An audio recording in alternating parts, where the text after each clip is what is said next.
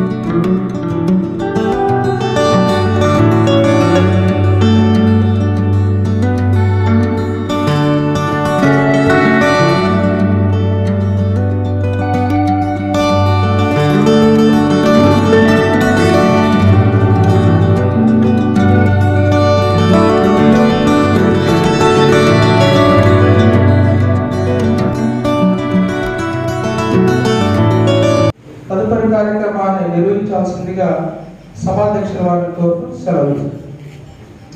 Thank you. ఈనాటి ఈ ప్రజాకవి ఏవి వేమన జయంత్యోత్సవానికి అధ్యక్షత వహిస్తున్నందుకు చాలా సంతోషంగా ఉంది. ముందుగా ఈ జయంతిని మన యూనివర్సిటీ సాంగ్ తోటి ప్రారంభిద్దాం.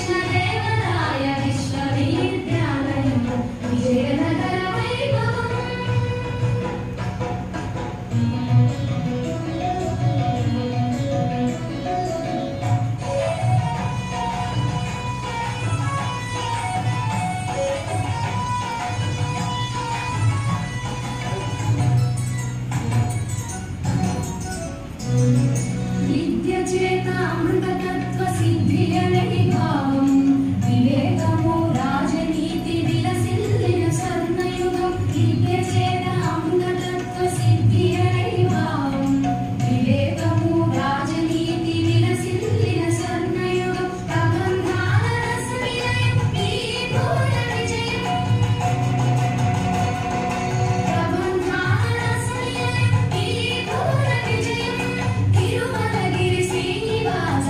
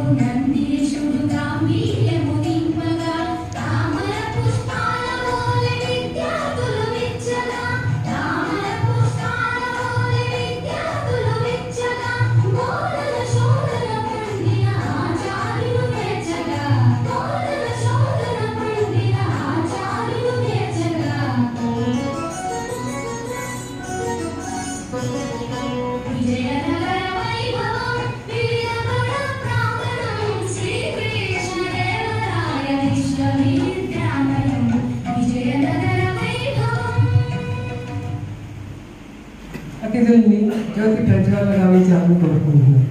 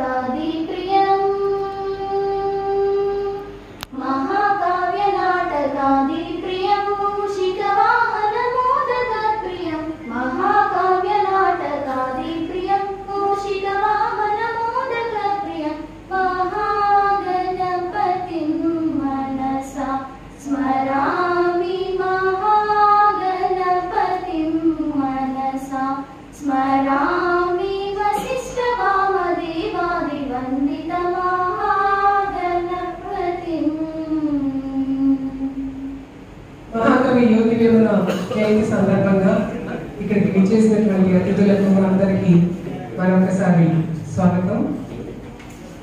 యాక్చువల్గా నిన్న జరుపుకోవాల్సినటువంటి జయంతి దిన సెలవుల వల్ల ఈరోజు జరుపుకుంటున్నాము. మీ అందరికీ తెలుసు, యోగ వేమన గారు ఒక పెద్ద గొప్ప కవి, ఫిలసాఫర్, అన్నిటికంటే ముఖ్యంగా సోషల్ రిఫార్మర్. చిన్న చిన్న మాటలతోటి అందరికీ అర్థమయ్యే విధంగా ఆయన ఎన్నో పద్యాలని వేమన శతకం ద్వారా మనకి చూపించారు. చిన్నప్పుడు మేము సెకండ్ క్లాస్లో థర్డ్ క్లాస్లో ఉన్నప్పుడు ప్రతిరోజు వెంకటేశ్వర సార్ అని చెప్పి ఒక ఆయన ఉండేవాళ్ళు. ప్రతిరోజు ఒక ఎక్కము ఒక పద్యం చెప్పాలండి వేమన శతకంలో. మాకు వేమన శతకంలో పద్యాలు చెప్పడం అంటే చాలా ఇష్టం కూడా. ఎందుకంటే 3 లైన్లు నేర్చుకుంటే 4వ లైన్ చాలా కామన్గా ఉంటుంది. విశ్వదాభిరామ విదుర వేమానం. అందుకని పోటీలు పడి నేర్చుకునేవాళ్ళం వేమన శతకంలోని పద్యాలు. అంటే చిన్న పిల్లల దగ్గర నుంచి చదువురాని వాళ్ళ దగ్గర నుంచి అందరికీ ఎంతో ఈజీగా ఒక ఈజీ ఉండేది ఆయన పద్యాలు నేర్చుకోవాలన్నా, చెప్పాలన్నా, మాట్లాడాలన్నా. ఇంకొకటి ఏంటంటే ఆయన పద్యాలు ఎక్కువగా లోకల్ ఇడియమ్స్ చాలా ఉంటాయి. ఇప్పటికి కూడా ఏం చెప్పాలన్నా సరే వీళ్ళేమైనా పద్యాల ద్వారానే చెప్తా ఉంటారు. పల్లెల్లో కానీ పట్టణాల్లో కానీ తెలుగు ముఖ్యంగా వచ్చిన వాళ్ళందరూ. సో ఇట్లాంటి మహానుభావుడు సొసైటీని రిఫార్మ్ చేసేదానికి ఆయన కవితల ద్వారా చాలా ప్రయోగాలు చేసినారు. ఒక పెద్ద ఫిలాసఫర్ ఆయన. నిజంగా మనం మన యూనివర్సిటీలో ఆయన జయంతిని ఈరోజు జరుపుకోవడం అనేది ఆయనకు ఒక గొప్ప నివాళిగా నేను భావిస్తున్నాను. సో ఈ వేమన్ గారి గురించి మాట్లాడడానికి మన కేంద్ర పురస్కార గ్రహీత ప్రొఫెసర్ రాజపాలెం చంద్రశేఖర్ రెడ్డి గారు ఉన్నారు.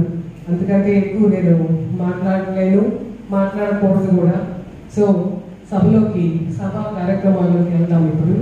ఇప్పుడు సదాశివరెడ్డి గారు ఈ జయంతోత్సవం కన్వీనర్ని సభా ప్రస్తావన చేయాల్సిందిగా కోరుచున్నాం.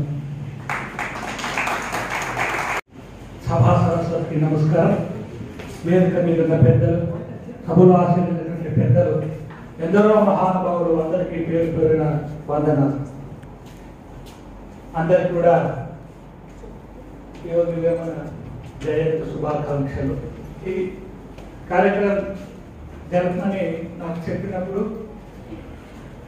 నాకు నిజంగానే పిల్లలు ఈరోజు ఇంతమంది వస్తారని నేను అనుకోలేదు. నిజంగా రావడం అది ఏదో వేమన గారి అదృష్టమో లేదా వేమన గారి పట్ల మీకున్నటువంటి అభిమానం నాకు తెలియదు. కానీ మొత్తానికి మన ఈ సభకు ఒక నిండుదనం వచ్చిందని చెప్పేసి మేము అనుకుంటున్నా. ఏది ఏమైనా అది నిన్న జరుపుకోవచ్చు. మేడం గారు చెప్పినట్టుగా నేను ఆదివారం కాబట్టి మనం ఈరోజు జరుపుకుంటున్నాం. వేమన మనం అందరూ అర్థం చేసుకున్నంత పైన మనము ఇచ్చేసేటువంటి వ్యక్తి కాదు. మహాభారతాన్ని మనము ఎవరు ఎలా చూస్తే అలా కనిపిస్తుందని చక్కటి పద్యంలో మనం చెప్పుకుంటాం. ఆధ్యాత్మిక చూస్తే ఆధ్యాత్మిక శాస్త్రంగా, నీతి కోర్టు చూస్తే ఒక మంచి ఒక నైతిక విలువ తెలిపేటువంటి ఒక శాస్త్రంగా, ఇలా ఎవరు చూస్తే ఆ గ్రంథంగా నీకు కనిపిస్తుంది. అలాగే వేమన గారు కూడా ఈ చాలా పలుకోణాలు ఒక్కటి కాదు, ఒక నీతి చెప్పేటువంటి వాణిగా మనం చూడొచ్చు, ఒక ఆధ్యాత్మికవేత్తగా కూడా మనం చూడొచ్చు, ఒక సంఘ సంస్కర్తగా మనం చూడొచ్చు. ఇలా ముఖ్యంగా సంఘంలో ఉన్నటువంటి కుళ్ళు కుతంత్రాలని, మూఢనమ్మకాల్ని తుడిచిపెట్టేటందుకు ఆయన కంకణం పట్టుకునే వ్యక్తిగా కూడా మనం చూడొచ్చు. ఆయన పద్యాల్లో ఎట్లా ఉంటుందంటే పోలీసుడు లాఠీ దెబ్బలా ఉంటాయి. పోలీసుడి లాఠీ దెబ్బ, పోలీసుడు లాఠీతో కొడితే మీరు తినలేదు, మేము తిన్నాం, సమయంలో చాలా దెబ్బలు తిన్నాం. నేను అది పైకి నీకు కనిపించదు, గాయం కాదు, దానికి ఏదో డ్యామేజ్ కట్టేసి మార్చు కూడా పెట్టలేదు. కానీ దాని నొప్పి కనీసం 15 రోజులు ఉంటుంది లోపల. ఆ నొప్పి మాత్రం మనకు బాగా తెలుస్తుంది. అట్లాగే వేమన కూడా చెప్పేటువంటి ప్రతి మాట కూడా, అంటే సంఘంలో ఉన్నటువంటి మూఢనమ్మకాలు కావచ్చు, దురాచారాలు కావచ్చు, అనైతికాలు కావచ్చు, వీటన్నిటిపైన ఒక రకంగా యుద్ధం ప్రకటించిన వ్యక్తిగా మనం చెప్పుకోవచ్చు. చుంపు వాటిస్తాడు ఆయన చిన్న చిన్న మాటలతోటే, పెద్ద పెద్ద మాటలు కాదు. జుంటి తేనె కన్నా జున్ను కన్నా చెరుకు రసం కన్నా చెలిమాన తీపయ విశ్వదాభిరామ చిన్న చిన్న చిన్న వాటి అర్థం కాదు కాదు. చిన్న మాట అంటే భార్యలు, ప్రేయసియాలు, లేదా ఇంకా ఇప్పుడు ఏదో మనం అనుకుంటున్నాను గర్ల్ ఫ్రెండ్ అనుకో ఏదన్నా అంటే అమ్మాయి మాట. వీటన్నిటికంటే తీయగా ఉంటుంది. తీయగా ఉంది వినూనం కాదు దాని అర్థం. విని నీకు కొంగు పట్టుకుని వెలుపు అని కూడా కాదు. నాయన సమాజంలో జుంటితేనే జున్ను, చెరసము వగేరా వగేరా చాలా, నీకు చక్కెర వగేరా వగేరా చాలా తీయగా ఉంటాయి. వీటన్నిటికన్నా తీయగా ఉంటుంది అమ్మాయి మాట కూడా. ఆ అమ్మాయి మాట విన్నప్పుడు నీకు తెచ్చిన జ్ఞానాన్ని ఉపయోగించు. వెంటనే భగవంతుని అమ్మాయి పంపుడికి వెళ్ళిపోతే ఇంట్లో కన్నా తల్లి తండ్రి అక్క చెల్లి అన్న తమ్ముడు మిత్రులతో ఏం కావాలి? మంచి మాట అట్లనే వినొద్దని ఎక్కడ చెప్పలేదు ఆయన, మనకే వదిలేశాడు. విను, ఆలోచించు, ఎంతవరకు పాటించాలో పాటించు. పాటించకూడదు ఉంటే నిర్మోహమాటంగా చెప్పి నువ్వు పొంగుపడుకుని పోమాకాన్ని అంటే ఆలోచించు అని చెప్తున్నారు ఆయన. పోతే నీ యొక్క మురుకుని కోడు కాదు అనేటువంటి కూడా ఇలా ఒక్కొక్కటి కాదు అంటే చిన్నది. నేను చూసినప్పుడు భగవద్గీత సారాంశంతో ఒక చిన్న పద్యంలో చెప్తారు. చిత్తశుద్ధి లేని చూపు లేదా భగవద్గీత మొత్తం సారాంశం. ఆత్మశుద్ధి ఉండాలా, ఆత్మశుద్ధి లేని ఆచారం అది చేయాలా అంటారు. ఎన్ని ఆచారాలు ఉంటే ప్రయత్నం ఏంటి? ఇదే మాట నీ కనుక చెప్తారు. నువ్వు ఊరికి ఏమేమో పనులు చేయద్దయా, నీ మనసును శుభ్రం చేసుకో, అంటే మనసు శుభ్రం చేసుకో. భగవంతుడు నీకు దాసుని పరిగెత్తుకొని వస్తాడంటాడు. ఇష్టుని నా వైకుంఠ ఇష్టు దూరం ఎన్ను తలిందే దృష్టి ఇండియల నాలుగంట సృష్టి గీసిన శ్రీరంగ సాయి అంటే ఇక ఇన్ని రోజులు వైకుంఠం ఎక్కడో ఉంది అనుకుంటే నేను నా కళలో చూసినాను. ఎప్పుడు చూసినానంట? ఇక చాలా పెద్దగా ఉండదు. 8 ఏళ్ళు తలెత్తుదరిందా, తుంతకడ పడు తలెత్తుదరిందా, బంటరై కూడా తొలితుదరిందా, బంటనాయకి బంధను శ్రీరంగ సాయి అంటారు. అంటే మనలో ఉన్నటువంటి ఈ వ్యసనాలు, సప్త వ్యసనాలు అక్కడ ఉండకూడదు నువ్వు తొలగించుకొని ఇంద్రియ నిగ్రహాన్ని కనుక నువ్వు జయించగలిగితే నువ్వు ఎక్కడికి వెళ్ళాల్సిన పని లేదు.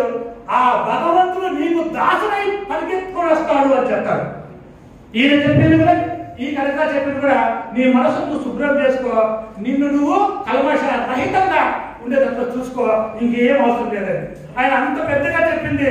ఇక మనం భగవద్గీత పలిక చాలు, ఇంక పోతే ఇవన్నీ ఒకే ఒక మాట, చిత్తశుద్ధి లేని శివ పూజ లేదా. నువ్వు ఇక్కడ శివుడే కాదు, నువ్వు క్రైస్తవుని పూజించినా, మహమ్మద్ ప్రవక్తను పూజించినా, ఇంకొకరు పూజించినా, ఎన్ని పూజలు చేసిన ప్రయత్నం లేదు. నువ్వు మొట్టమొదటి నీ మనసును శుద్ధి చేసుకోకపోతే అన్నటువంటి మాట. నాకు తెలిసి వేదాల సారాంశం, ఉపనిషత్తులని సారాంశం, ఇలా ఎంతో గొప్ప గొప్ప వాక్యాన్ని ఒక చిన్న పదాలతోటి మన ముందు పెట్టినటువంటి మనం చూస్తాం. మరి ఇలా చెప్పుకుంటుపోతే ఇంకా చాలా చెప్పచ్చు. మేము కూడా మా గురుతులు మా శబ్దశక్తి స్వామి యొక్క మాట వినగానే మేము కూడా వచ్చాం. మనమందరూ కూడా విని ఇక్కడ ఇంకొకటి ఏంటంటే, నాకు నిన్న మా మిత్రుడు ఒక పద్యం పంపించారు వేమన పైన. నాకు కూడా చాలా బాగా నచ్చింది అది. పూలమాల వేసి బొమ్మ వేమన్నకు మొగ్గు కొంట కాదు మిత్రులారా, అతని ఆత్మ నెరిగి బతుకులు సాగించి విశ్వమానవులకు వెలుగరయ్య. మనము ఎన్నో సందర్భాలు ఉన్న దాకా మనకు 35 ఉన్నాయి కదా మేడం. చాలా మందిని గొప్ప వాళ్ళ యొక్క వర్ధంతులు, జయంతులు, ఇంకా రకరకాల సభలు సమావేశాలు జరుపుకుంటుంటారు. ఆ విధంగా జరుపుకుంటే ఏ ప్రయోజనం లేదు. నిజంగా వాళ్ళు ఏమి చెప్పారు, ప్రతి ఒక్కరికి ఒక సిద్ధాంతం ఉంటుంది. ఒక అంబేద్కర్ గారికి తీసుకో, వాళ్ళకి ఇంకోటి తీసుకో, దాన్ని అర్థం చేసుకొని నువ్వు ఆచరణలో పెట్టకపోతే ఇవన్నీ నిరర్థకం అని చెప్పేసి మా మిత్రులు పంపినటువంటి పద్యము. మరి అది సార్థకత అయ్యేటట్లుగా వేమన సిద్ధాంతం ఏంటి అనేటువంటి మనం తెలుసుకుని, వేమన ఏం చెప్పారో దాన్ని మనం తెలుసుకొని జీర్ణించుకొని ఎంతో కొంత ఆచరించి మనం కూడా సమాజానికి ఆదర్శప్రాయమైనటువంటి వ్యక్తులుగా జీవనాన్ని సాగించాలని చెప్పేసి నేను కోరుకుంటూ నా 3 మాటలు వివరిస్తున్నాను. థ్యాంక్ యూ ప్రకాశ్ గారు. సభకు నమస్కారం. ఈనాటి సమావేశానికి అధ్యక్షత వహించిన కృష్ణకుమారి గారు, ముఖ్య అతిథిగా చేసినటువంటి చంద్రశేఖర్ రెడ్డి గారు, రిజిస్ట్రార్ రమేష్ బాబు గారు, సదాశివ రెడ్డి గారు, ఆంజనేయ సార్, అన్న సార్, మరి రామచంద్ర, ఇతర అధ్యాపకులకు నా శుభాభినందనాలు. మరి యోగి వేమన గురించి చెప్పడానికి మేడం గారు చెప్పారు. ఆయన పద్యాలు చాలా సులభంగా ఉంటాయి. ప్రతి 4వ పాదంలో విశ్వదాభిరామ వినరవేమ అంటే వినుర వేమ, ఆ రా అనే శబ్దం అంటే రాముని కూడా ఆయన అక్కడ ఉదాహరించడం జరిగింది. మరి ఆయన ఒక గొప్ప కవి, సంఘ సంస్కర్త, అలాగనే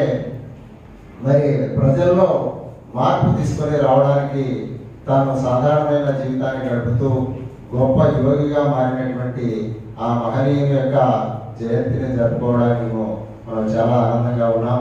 మరి ఆయన గురించి నాకు తక్కువే తెలుసు. మరి మాట్లాడడానికి చాలా ముఖ్యంగా అన్ని విషయాలు ఒక యోగి వేమననే కాదు, ఇక ఆంధ్ర దేశంలో అయితేమి ఇతర రాష్ట్రాల్లో ఉన్నటువంటి గొప్ప కవుల గురించి, మరి ఆ భాషలో ఉన్నటువంటి నైపుణ్యాల గురించి చెప్పడానికి గొప్ప భాషా కోవిదులు, మరి ఎన్నో అవార్డులు గ్రహించినటువంటి మన చంద్రశేఖర్ రెడ్డి సార్ గారు ఉన్నారు. మరి సార్ గారే అన్ని విషయాలు మీకు అవగాహన అయ్యేటట్టు చెప్పగలడు.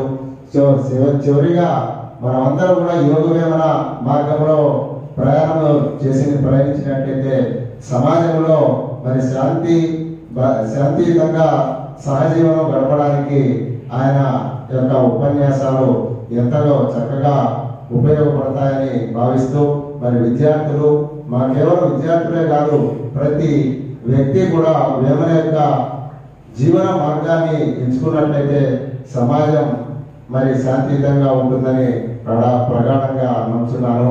అలాగే మనం ప్రయత్నిస్తాం. మరి అవకాశం ఇచ్చినటువంటి సభాధ్యక్షులకి నా యొక్క ప్రత్యేక ధన్యవాదాలు తెలుసుకుంటూ ముగిస్తున్నాను. Thank you sir. రండి. వేదిక మీద ఉన్నటువంటి పెద్దలకి, వేదిక ముందున్నటువంటి పెద్దలకి, అలాగే పరిశోధక విద్యార్థులకు వేమన జయంతి సందర్భంగా శుభాకాంక్షలు తెలియజేస్తున్నాను. కులము గలవాడు, గోత్రములు కలవాడు, విద్య చేత విర్రవీగవాడు, పసిడి కలిగిన వాడి బానిస కొడుకులు అని వేమన చెప్పాడు. దాదాపు తెలుగు సాహిత్యంలో 17వ శతాబ్దం వరకు, దాదాపు 16-17 వరకు మనకు కర్మ సిద్ధాంతం ఉంటే, కర్మ సిద్ధాంతం స్థానంలో 17వ శతాబ్దంలో శ్రమ సిద్ధాంతాన్ని ప్రవేశపెట్టినటువంటి ఆధునిక మహాకవి మనకు వేమన గారు.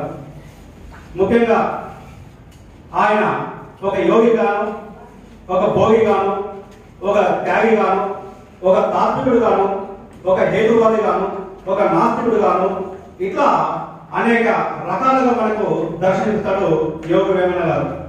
ఆయన ఖరీదైన జీవితాన్ని చూశాడు. అలాగే సామాన్య జీవనం కలిపేటువంటి జీవితాన్ని ఆయన చూశాడు. కాబట్టి తెలుగు అంటే మామూలు ప్రజలు ఏవైతే మాట్లాడతారో ఆ ఉపమానాలనే తీసుకొని ఆయన ఆట వేడుకలో తన పద్యాలు రాయడం జరిగింది.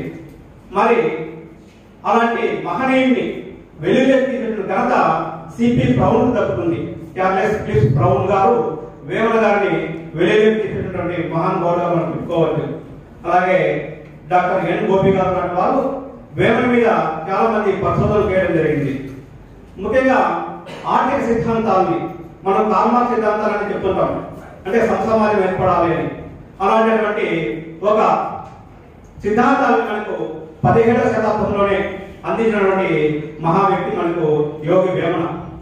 భూమి నాది అన్న భూమి పప్పున నవ్వు అంటాడు. అంటే ఒక మనిషికి 100 ఎకరాలు అవసరం లేదు, కావాల్సింది మనకు 6 అడుగుల నేలన్నటువంటి నిజ సత్యాన్ని మనం తెలుసుకోలేకపోతున్నాం. కాబట్టి భూమి నాది అన్న భూమి పప్పున నవ్వును, దాన హీనుని చూసి ధనము నవ్వు. డబ్బు ఉంటుంది కానీ పక్కవాడికి ఎవరంటే వాడు ఏడుస్తుంటాడు.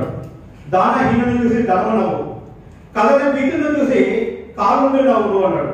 ఇద్దరం కలిపి యుద్ధం చేయాలి, నువ్వు పరిగెత్తి రావద్దు. అందుకే మనకి గీతంలో కూడాను ఇంతమందిని ఎందుకు చంపుతారని అర్జునుడు అడిగినప్పుడు ఇది చేయాలి అనేటువంటి శ్రీకృష్ణుడు చెప్పినటువంటి గీతం కూడా మనకు అందులో కనిపిస్తుంది. కాబట్టి కథన కీర్తిని చూసి కాలు నవ్వు అంటాడు. ఇద్దరం మమ్మల్ని యుద్ధమే చేయాలి, నువ్వు పరిగెత్తినా కానీ నీ యొక్క ఆయుష్ నా దగ్గర ఉంటుంది అంటాడు యముడు. కాబట్టి ఇలాంటి గొప్ప సత్యాలని, అలాగే మనకు ఒక తత్వవేత్తగాను, మనకు ఒక సంఘ సంస్కృతగాను మనకు ఆయన దర్శిస్తాడు. అలాగే ఈ రోజు మా గురువులు రాజపాలెం చంద్రశేఖర్ గారి యొక్క ప్రసంగం వినాలనేసి మరొకసారి నేను రావడం జరిగింది. అలాగే రాజపాలెం చంద్రశేఖర్ సార్ గారు యోగ వేమన యూనివర్సిటీలో పనిచేయడం జరిగింది. అలాగే ఇక్కడ మనకు 32 సంవత్సరాలు ఆయన పనిచేయడం, అలాగే వేమన మీద అనేక గ్రంథాలు వెలువరించడం జరిగింది. కాబట్టి ఇలాంటి అవకాశం ఇచ్చినందుకు పెద్దలందరికీ కూడా మనస్ఫూర్తిగా నమస్కరిస్తూ సెలవు ఇస్తున్నాను. ధన్యవాదాలు మేడం.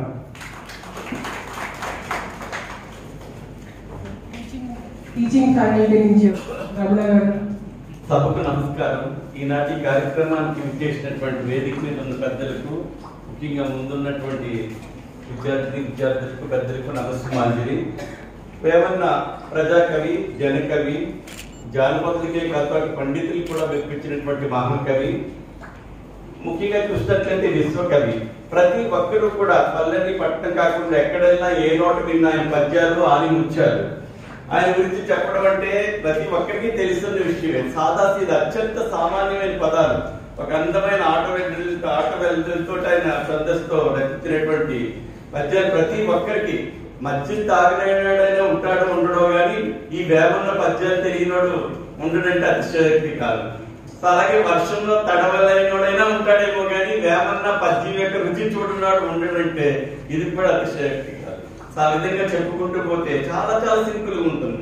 మిరపకాయని చూడ మీద నల్లగా నుండు, కొరికి చూడ లోన చురుక్కుమంటు, సత్యండు వాడి సారబిట్టుంటారు. చాలా ఎంత చోటుగానే చెప్పచ్చు మనం. అంతేకాకుండా అల్ప బుద్ధి వారికి అధికారం ఇచ్చిన దొడ్డవారిలో వెళ్ళగొట్టు, చెప్పు తిని కుక్క చెరుకు తీ పెరిగిన, చెప్పు తినే కుక్కకి చెరుకు తీ ఎట్లా తెలుస్తుంది? చాలా సాదా సీత.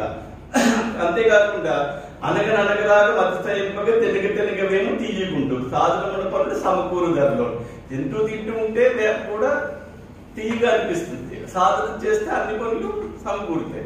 ప్రతి ఒక్కరికి కూడా ఎవరికైనా కూడా వ్యక్తిత్వ వికాసానికి మనం అంటే ఇప్పుడు అన్ని క్లాసులు తీసుకుంటున్నాం కానీ ఒక వేమన పద్యాలు చదివినట్లయితే వ్యక్తిగా ఎంతగా వికసించగలుగుతాడు, సామాజికంగా కానీ. అలాగే కట్టుబాట్లు, రాతి బొమ్మకేల రంగైన వరువుని నడుపుతాడు. మనం రాతి బొమ్మలకు ఎంతగా అనిపిస్తాం, ఎంతగా వేస్ట్ చేస్తామని. అదే సమకాలిక 17వ శతాబ్దంలో కోతులు వీరబ్రహ్మం గారు కూడా సంఘ సంస్కరణ గురించి ఆయన శ్రీకారం చుట్టి చిల్లరలకు నొక్కుతుంటే చిత్తం చెడు వరే వరే చిత్తం నందు చిన్న జ్యోతిని చూచుచుంటారు. సరే దీంట్లో మునుగుటి కాదు నీలో ఉండే నిర్మల జ్యోతిని చూడంటాడు. ఇద్దరు సమకాలికలు, మోరాల్గా సిమిలర్ గా ఉంటాయి. కాళికాంబ సత్యం కానీ అవన్నీ కూడా ఈ సంఘ సంస్కరణ. ఎందుకంటే అందరూ సమానం, సమానత్వానికి ఊపిరిపోయడం, మానవత్వాన్ని బతికించటం, ప్రతి ఒక్కరిని గౌరవించటం, అటు మానవత్వాన్ని, సమానత్వాన్ని, ప్రేమతత్వాన్ని ఆటగలతో అందంగా మలిచి అందరికి ఇంపుగా కూర్చి అందరికి అందించి విశ్వకవిగా విఖ్యాతి పొంది ప్రఖ్యాతి పొంది అందరి నోటా కూడా ఏ రాష్ట్రంలో ప్రపంచకే లేదు. ఈ మామూలుగా మనం ఏదో గల్లీగా ఉండే కాదు, ఢిల్లీగా ఉండేది కాదు, విశ్వకవిగా పిలవచ్చు. అట్లాంటి ఒక అద్భుతమైనటువంటి భావన ఆయన పద్యాల్లో మనకి కనిపిస్తుంది. అతి సాదాసీదా పదాల్లో మనం ఒక తల్లి ఒక అన్నది అంతరంగమంతా అపరాధం చేసి మంచివారు అని మనుషుడు వెలుగుచుండు, ఇతరులు ఎదుర్కొన్న ఈశ్వరుడు ఎదుగుడా విశ్వదాభిరాము. ఎంత సింపుల్ గా ఉంది. అటు ఆధ్యాత్మికత కానీ ఇటు సామాజిక తత్వాన్ని కానీ విశ్వాన్ని మనం ముందుంచాడు. ఆయన చదివింది చాలా తక్కువ కానీ లోకం తిరగడం వల్ల, లోకజ్ఞానం వల్ల ఆయన ఇవన్నీ నేర్చుకోగలిగాడు. ఆయన గురించి పరిశోధనలో ముఖ్యంగా నాగుల వెంకటేశ్వరరావు గారి, బంగోరే మన గోపాల్ రెడ్డి గారు కానీ, అదేవిధంగా మిత్రులు గోపి గారు కానీ, మరి చంద్రశేఖర్ రెడ్డి గారు కానీ అనేక పుస్తకాలు రాస్తారు. మీరు ఆ విషయాలు ఇంకా బాగా చదివి మరి దిగితేనే కానీ నోరు తెలియదు, తింటేనే కానీ రుచి తెలియదు, కట్టేనే కానీ ప్రస్తుతం తెలియదు, చదివితే కానీ సారం తెలియదు. వేరమన్న పద్యాలు సారాన్ని తీసుకుని ఆచరణలో అనుసరిస్తారని ఆశిస్తూ అవకాశాన్ని ఇచ్చినందుకు ధన్యవాదాలు తెలియజేస్తూ ముగిస్తున్నాను. థ్యాంక్ యూ రమణ గారు. ఇప్పుడు గౌరవ అతిథి కుల సచివులు డాక్టర్ ఈ రమేష్ బాబు గారిని మాట్లాడాల్సిందిగా కోరుతున్నాను.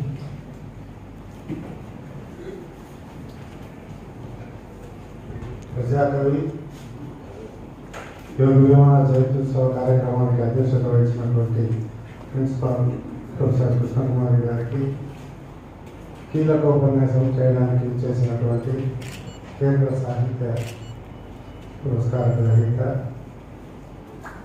ప్రొఫెసర్ రాజపాలెం చంద్రశేఖర్ రెడ్డి గారికి, కన్వీనర్ మిత్రుడు సదాశివ రెడ్డి గారికి, చేసిన teaching, non teaching, research scholars and students అందరికీ కూడా నా నమస్కారాలు. నెక్స్ట్ మాట్లాడేది రాజపాలెం చంద్రశేఖర్ రెడ్డి సారే. సార్ మాట్లాడేందుకు నేను మాట్లాడడం ఆంజనేయ రోజు గుర్తుగంతులేసినట్టు కాబట్టి కేవలం ఒక 2 మాటలు మాట్లాడి ముగిస్తా. మన యూనివర్సిటీలో వేమన జయంతిని జరుపుకోవడం, అదేవిధంగా వారి సూక్తులను, వారి నీతిని, వారి బోధనలను మనం ఒకసారి మననం చేసుకోవడం ఎంతో ఉపయుక్తంగా ఉంటుంది. వీరు అందరూ చెప్పినట్టు భోగి నుంచి యోగిగా మారినటువంటి మహా మనీష్ అయిన సమాజంలో ఉన్నటువంటి రుగ్మతల మీద ఆట విలదిలో అసువుగా పద్యాలు చెప్పినటువంటి మహనీయుడైన ప్రజాకవి, తత్వవేత్త, అందవేసినట్టు. సో అన్ని కోణాల్లోనూ ఆయన మనం చూడవచ్చు. ఆయన పద్యాలు ఇందాక మేడం చెప్పినారు, మనం ఏ పద్యం నేర్చుకోవాలన్నా అంటే చిన్న పద్యాలు 4 లైన్లు ఉంటాయి, ఇంకా కొంచెం పెద్దవి 8, 6 అట్లా ఉంటాయి. 4 లైన్లు మనం నేర్చుకోవాల్సి వచ్చేది చిన్నప్పుడు. కానీ వేమన పద్యాలు అయితే లాస్ట్ లైన్ అన్నింటిలోనూ కామన్ ఉంటుంది.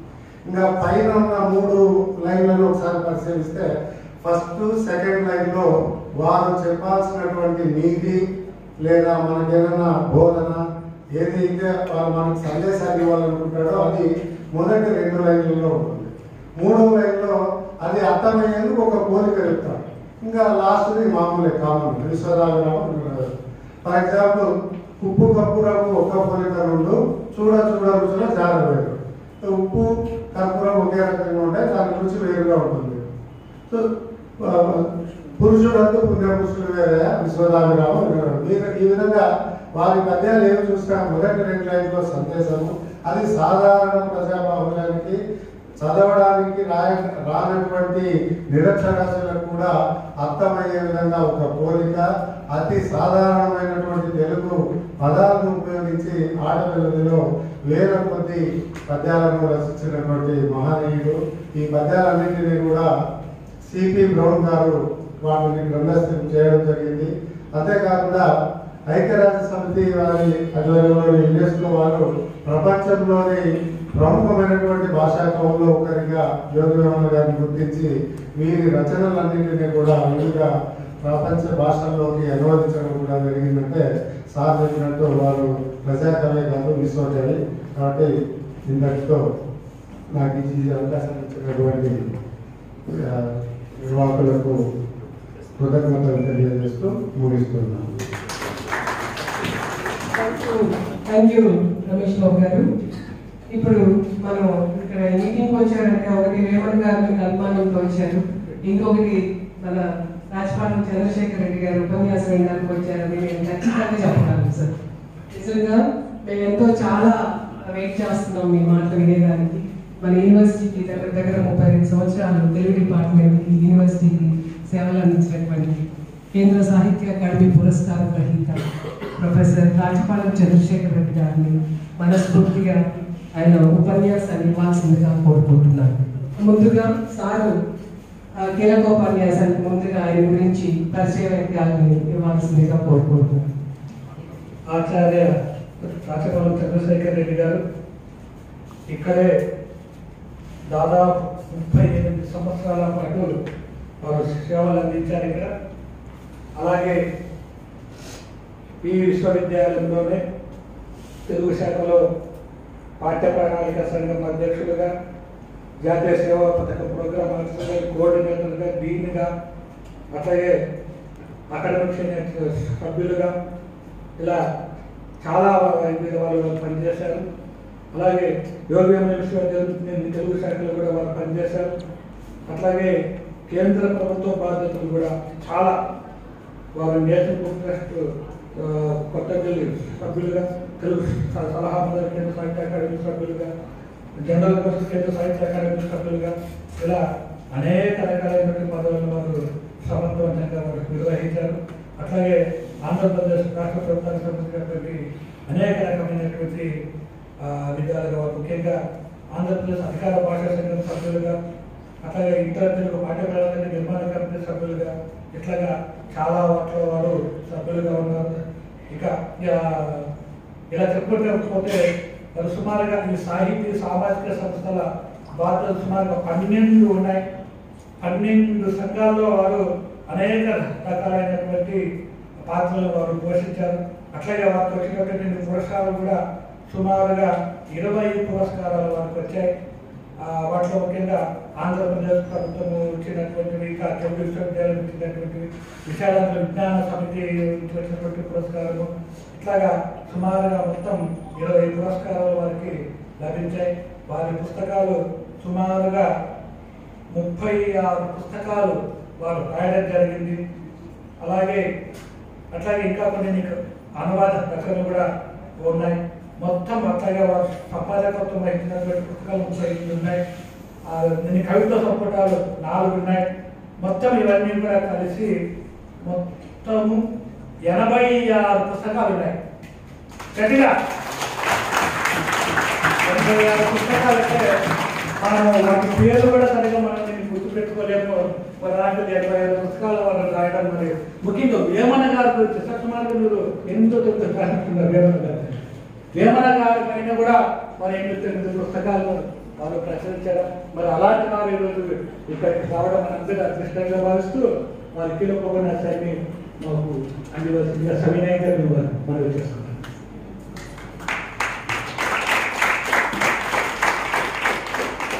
సభాధ్యక్షులు, మన కళాశాల ప్రిన్సిపాల్ గారు, సోదరి కృష్ణకుమార్ గారు, మన విశ్వవిద్యాలయ రిజిస్ట్రార్ మిత్రులు రమేష్ బాబు గారు, తమ్ముడు సదాశివరెడ్డి, ఈ సభలో పాల్గొంటున్నటువంటి అధ్యాపక మిత్రులు, విశ్వవిద్యాలయ ఉద్యోగులు, పరిశోధకులు, ఏమేమి విద్యార్థులారా అందరికీ వేమన జయంతి సందర్భంగా శుభాకాంక్షలు తెలియజేస్తూ ఉన్నారు. ఇప్పటిదాకా 6 ప్రసంగాలు జరిగాయి. ఈ 6 ప్రసంగాలు కలిసి వేమన అంటే కూడా మనకు స్ఫూర్తమైన అవగాహన చేసింది. మాకు కొంత బరువు కూడా తగ్గించారు మన మిత్రులందరూ అనుకుంటున్నారు. 1824లో అంటే 200 సంవత్సరాల క్రితం CP Brown, Charles Philip Brown అనే ఒక ఈస్ట్ ఇండియా కంపెనీ ఉద్యోగి, తెలుగు సూర్యుడు అని ఆయన పేరు.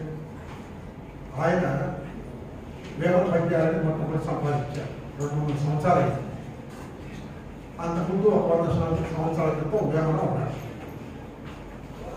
1829లో మొట్టమొదటిసారిగా సిపి బ్రౌన్ వేమన పద్యాలని ఒక 700 చిల్లర పద్యాలు ప్రచురించారు. ప్రచురించి అక్కడ ఉన్న మద్రాసులో ఉండేవాడు, ఆయన కడపలో ఉండేవాడు. యూనివర్సిటీకి అప్పచెప్పాడు 500 ప్రతులు ఆ రోజుల్లో. తర్వాత ఆయన పత్రాలు ఇంగ్లాండ్కి వెళ్ళిపోయాడు. ఇంగ్లాండ్కి తిరిగి వచ్చాడు. తిరిగి వచ్చినప్పుడు మరికొన్ని పద్యాలు సంపాదించాడు. ఆయన చూస్తే వేమన పద్యాలు ఒక పుస్తకం కూడా బయటకు వెళ్ళలేదు. అన్ని ఆఫీసులో ఒక మూల మురిగిపోయినా అనమాట. అప్పుడు ఆయన కొత్త పద్యాలు చేసి 1839లో 10 సంవత్సరాల తర్వాత 2వ ఎడిషన్ వేశారు. అప్పటి నుంచి వేమన ప్రజల్లోకి వెళ్ళాడు. మొదట వచ్చినటువంటి సంపుటం 1829లో వచ్చింది. ఎందుకు ప్రజల్లో వెళ్ళలేదంటే మద్రాసు విశ్వవిద్యాలయంలో ఉన్నటువంటి బోర్డు సభ్యులంతా సంప్రదాయవాదం. వాళ్ళ పద్యాలు చదివారు. చదివితే వాళ్ళకి కంపం పుట్టిందన్నమాట. వాళ్ళ భావజాలాలకి, వాళ్ళ జీవన విధానానికి వ్యతిరేకమైన పద్యాలు. వాళ్ళు నన్నయ్య తిక్కన ఎరనైతే చాలు ఆవేశంగా వెళ్ళిపోయేవాడు సొసైటీలో. వాళ్ళ ఈ పద్యాలు అతన్ని వాళ్ళని అంత డిస్టర్బ్ చేశారన్నమాట. అందుకోసం ప్రజలు పోలేదు. అటువంటి వేమన మళ్ళీ 100 సంవత్సరాలు అంటే 1829 నుంచి 1925 దాకా పెద్దగా పట్టించుకోలేవు ఆయన్ని వేమన. ఆంధ్ర విశ్వవిద్యాలయం ఉపాధ్యక్షులుగా ఉన్నటువంటి కట్టమంచ రామలింగారెడ్డి గారు ఒక పత్రికా ప్రకటన ఇచ్చి వేమన మీద 7 ప్రసంగాలు ఏర్పాటు చేశారు. అవి మన అనంతపురం ఆర్ట్స్ కాలేజీలో జరిగాయి 1929లో. రాళ్ళపల్లి రామకృష్ణ శర్మ గారు 7 రోజులు ప్రసంగించారు. అవి వేమన అనే పేరుతో పుస్తకం చూశారు. అంటే ఆయన జీవించిన కాలానికి 100 సంవత్సరాల పైన పట్టింది ఆయన పద్యాలు మనం సంపాదించారు.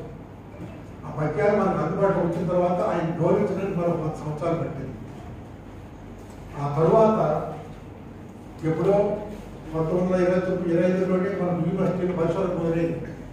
కానీ వేమన మీద పరిశోధన జరగడానికి మరొక 50 సంవత్సరాలు పట్టింది. యూనివర్సిటీలో గోపి ఉస్మానియా విశ్వవిద్యాలయంలో 75 ప్రాంతాల్లో ఈ పరిశోధన చేశారు. మిగతా కవుల్లో ఇది లేదు. మన్నయ్య మీద వరుసగా పెట్టి పరిశోధన చేశారు. తిక్క మీద వరుసగా పెట్టి పరిశోధన చేశారు. వేమనకు ఎందుకు ఈ వివక్ష జరిగిందంటే ఆయన నలిగిన బాటలో నడిచినటువంటి కవి కాదు. మనలో ఇదివరకే జీర్ణించుకుని ఉన్నటువంటి భావాలను చెప్పినవాడు కాదు. మనలో ఎస్టాబ్లిష్ అయినటువంటి అభిప్రాయాలను దెబ్బకొట్టినవాడు అనమాట. అది ఆయన పద్యాల శక్తి. అటువంటి వేమన కూడా ఇప్పుడు ఒక రాష్ట్ర ప్రభుత్వం ఆయన జయంతిని జరిపించడం అంటే అది వేమన పద్యాలకు శక్తిగా మనం భావిస్తాం.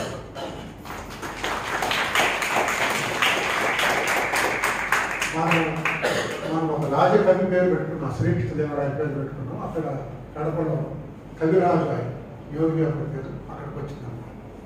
ఇది ఈ రెండు విశ్వవిద్యాలయాలు ఈ పేరు మీద రావడం రాయలసీమకు, మొత్తం తెలుగు నేలకి, మొత్తం భారతదేశానికి ఒక గర్వకారణంగా నేను భావిస్తున్నాను.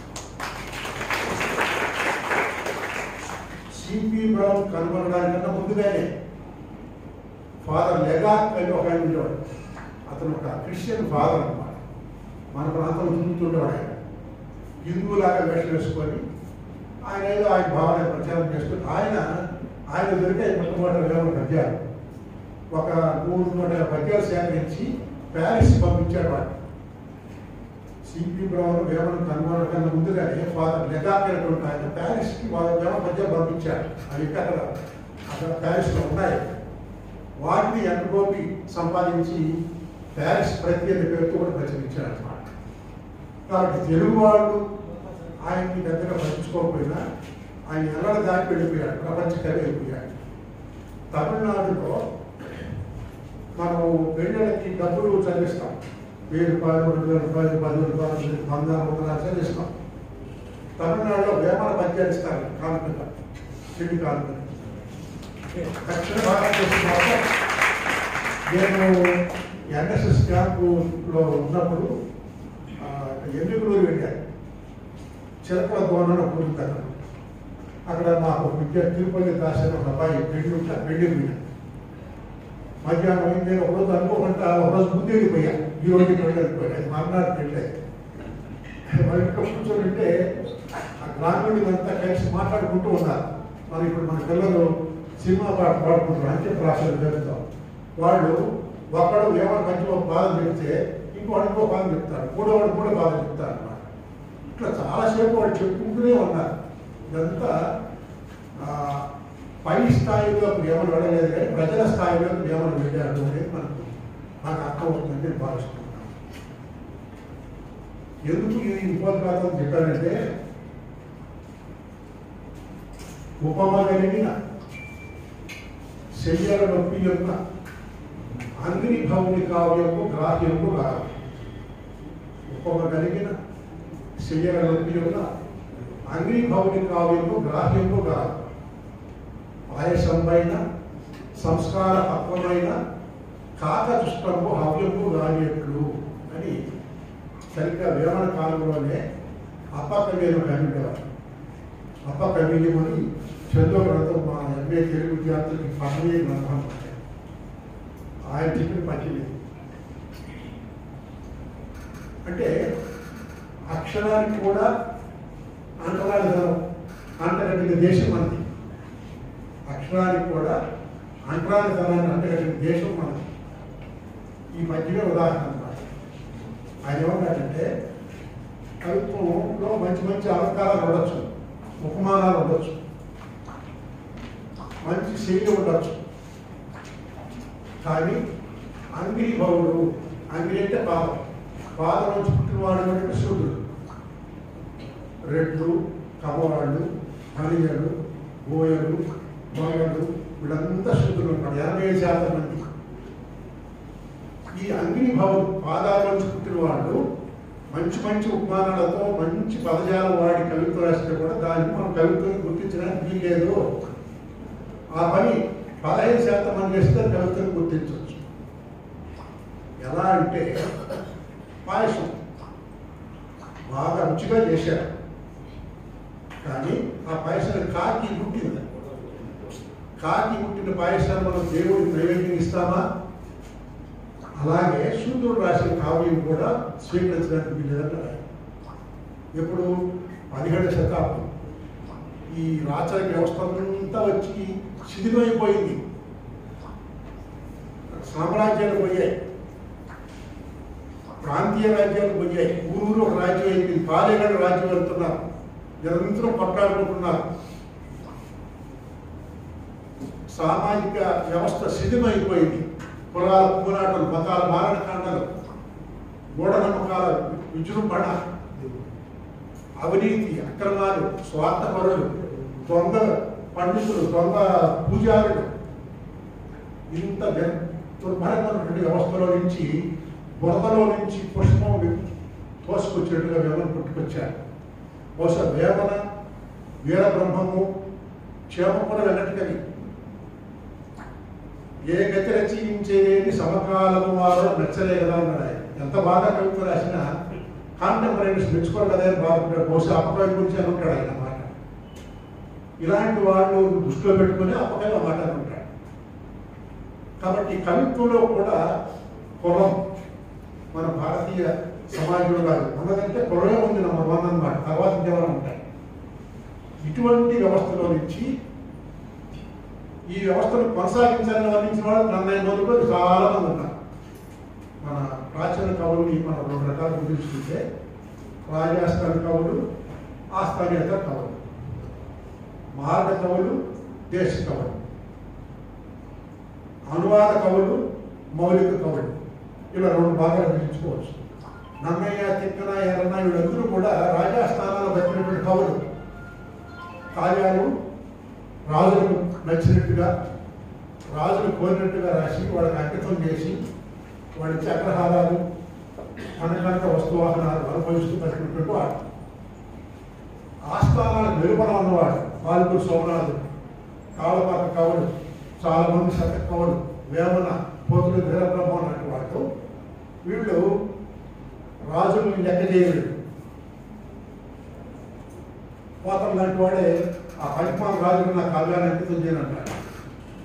ఈ రాజాస్థానం కవులంతా ఏం చేస్తారంటే ఈ వర్ణ వ్యవస్థ చాలా గొప్పది, బ్రాహ్మణ, క్షత్రియ, వైశ్య, శూద్ర ఈ వ్యవస్థ ఉంది, ఇది చాలా గొప్పది, అది భగవంతుని సృష్టి, ప్రశ్నించడానికి వీల్లేనిది, అనుభవించడం తప్ప అని చెప్తారు.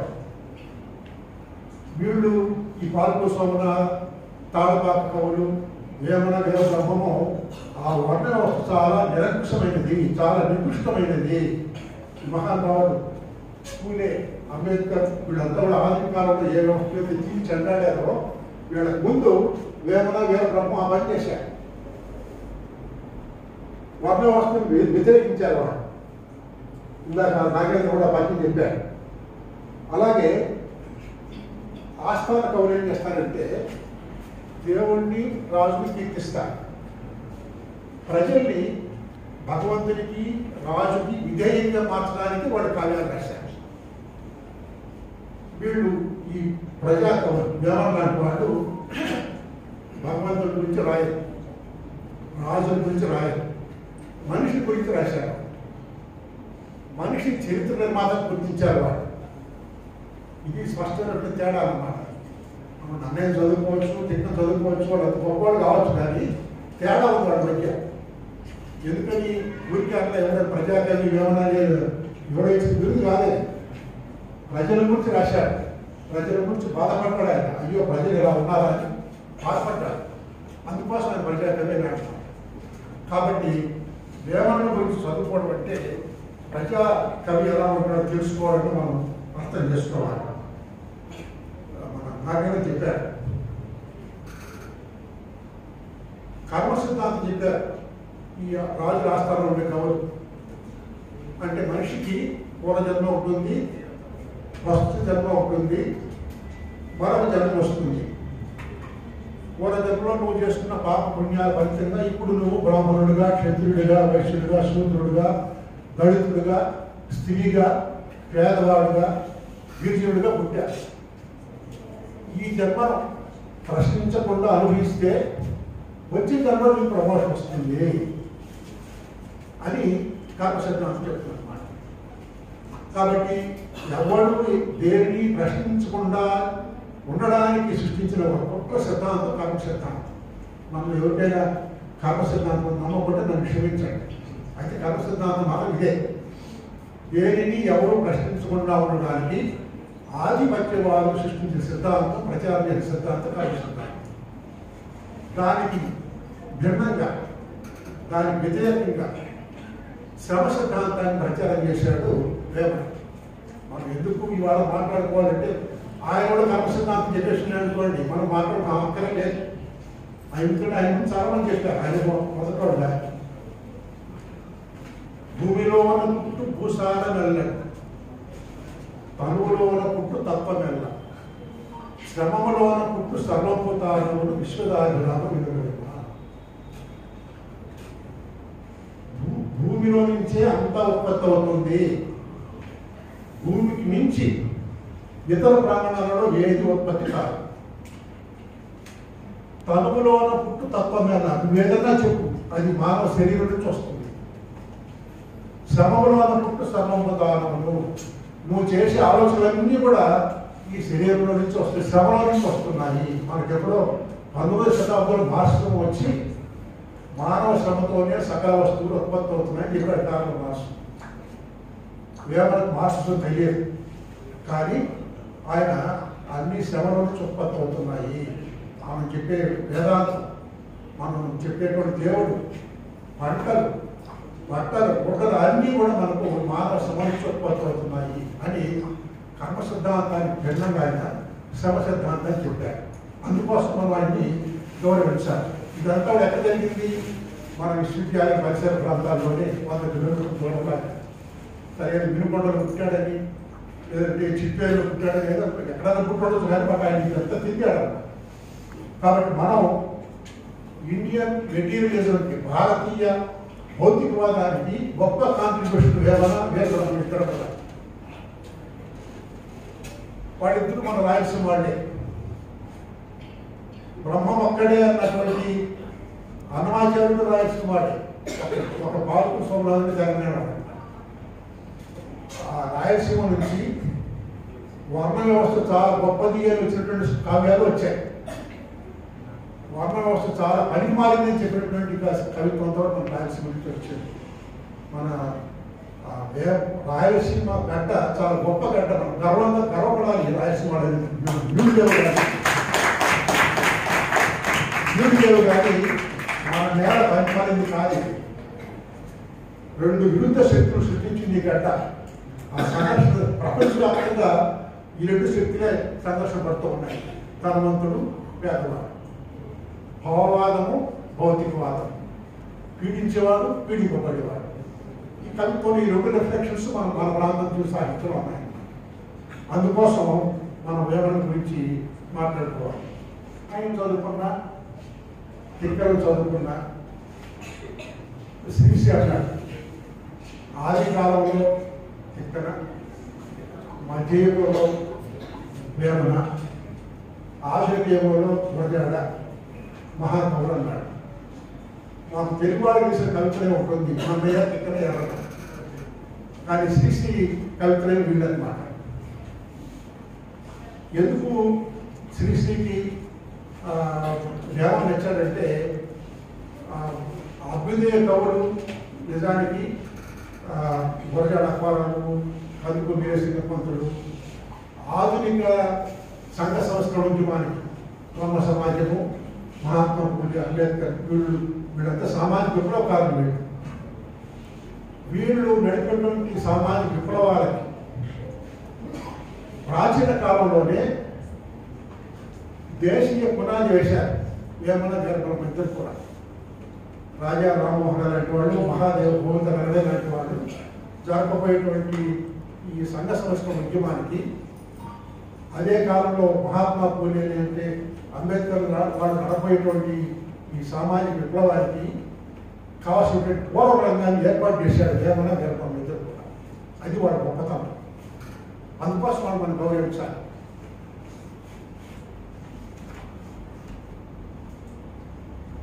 సంఘ సంస్కరణలో విగ్రహారాధనను వ్యతిరేకించడం ప్రధానమైనటువంటి అంశం. రాళ్ళలో దేవుడు లేడు, దేవుడు అనేటువంటి మానవ సృష్టి. ఒకవేళ భగవంతుడు ఉంటే ప్రతి మనిషిలోనే ఉన్నాడు, ప్రకృతి అంతటా ఉన్నాడు. అంతే తప్ప ప్రత్యేకంగా శ్రీశైలంలోనో తిరుమలలోనో లేకపోతే ఇంకెక్కడ దర్గాలోనో మసీదులోనో చర్చిలోనో దేవుడు లేడు అనేది మనకు సమానం చెప్పింది. ఈ అభిప్రాయాన్ని మేమని చెప్పాడు. ఏమన్నాడంటే రాతి బొమ్మకేల రంగైన వరువరు, రాతి బొమ్మకేల రంగైన వరువరు, గుళ్ళు గోపురాలు కుంభములను, గుళ్ళు గోపురాలు కుంభాభిషేకానికి వెళ్ళి వెళ్ళిపోయారు రాతి బొమ్మలకి. కూడుకుంట తాను కోరునా దేవుడు, దేవుడు అనేది ఉంటే ఆయన కూడుకుంట నిన్ను అడుగుతాడా, ఆయనకి ఆయన సంపాదించుకుంటాడు కదా అన్నాడు ఆయన. మనం మొక్కుకుంటాము, అభిషేకాలు చేస్తాము, రకరకాల చేస్తుంటాము. కానీ ఎక్కడ కూడా ఫలానా మొక్కుబడి వల్ల ఫలానా సమస్య పరిష్కారం అయింది అక్కడ ఆధారం లేదు. విశ్వాసం తప్ప ఆధారం లేదు. అందుకని ఏమన్నా విశ్వాసాలు పెంపొందింపజేసే కవి కాదు. మరి ఇది నమ్మరా అంటే సరే స్వామి నేను నమ్ముతున్నాను అనేటువంటి వ్యవస్థను కోరుకోవాలి. ప్రశ్నించే కవే. వీర బ్రహ్మము వేమన ఇద్దరు కూడా ప్రశ్నిస్తారు. ఇది ఎందుకు, ఈ గుళ్ళో దేవుడు ఉన్నాడా, ఈ విగ్రహంలో దేవుడు ఉన్నాడా ప్రశ్నిస్తారు అన్నమాట. ఈ రోజుల్లో మనకు వేమన ఉంటే ఏవైతే దేవుడో మనం చెప్పలేము. ఇలాంటి మాటలు కలుగురికి, గోవింద పంసారి, గౌరీ లంకేష్ లాంటి వాళ్ళ కలిసిపోయాడు వేమన కూడా. ఆ రోజు ఉండే బతికినాడు. అలాగే రాచరిక వ్యవస్థ అంటే చాలా కోపం ఉంది ఆయనకి. ఆయన రాజ కుటుంబం నుంచి వచ్చినాడని ఒక వాదం ఉంది. వీరుకొండ వాళ్ళ నెట్ల వంశంలో పుట్టాడని, రెడ్డి రాజులకు చెందినాడని అదంతా వదులుకొని వచ్చాడు అంటారు. అది ఎంత చారిత్రక సత్యం మనకు తెలియదు. కానీ రాజకీయంగా నిరక్షత్వం మీద తిరుగుబాటు చేశాడు ఆయన. సాంఘికంగా విపక్షం మీద తిరుగుబాటు చేశాడు.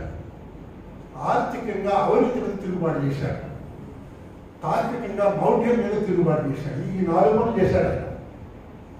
ఈ 4 పనులు చేసిన ద్వారానే ఈరోజు మనం ఆయన గురించి మాట్లాడుకోవాల్సి వస్తాం. లేకపోతే మాట్లాడుకోవాల్సిన అవసరం లేదు. ఆయన ఒక భారతమో, ఒక రామాయణమో, ఒక బైబిలో, ఒక పురాణం రాసుకోవాలంటే ఏమంటే మనకి ఏం సంబంధం ఉండేది కాదు. రాజులు పాము పొత్తుతో సమానం అన్నాడు. రాజు దగ్గర ఉంటే మనం పాము పొత్తుతో సమానం, ఏ రోజో ఎప్పుడో ఒకసారి కాటి వేస్తాడు అన్నాడు. ఎంత సేవ చేసి ఏ పాటు పడినను, ఎంత సేవ చేసి ఏ పాటు పడినను రాచమోకను నమ్మరాజు అన్నాడు. రాచమోక అన్నాడు.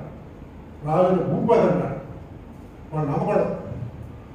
పాముతోటి పొత్తు 10,000కైన విశ్వదారి రాముడు.